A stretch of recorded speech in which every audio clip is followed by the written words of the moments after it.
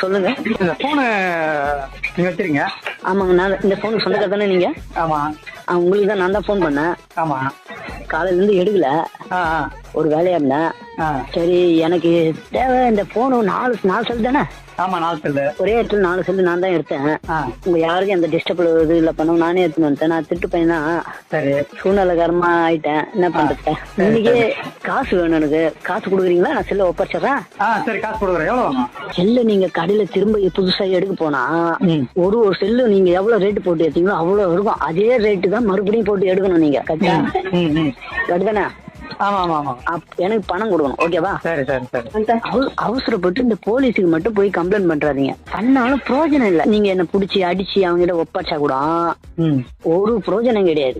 நான் ஒண்ணும் சொல்ல, எனக்கு காசு தேவை. காசு கொடுத்தீங்கன்னா இன்னைக்கே கொடுத்துறோம் செல்போனை.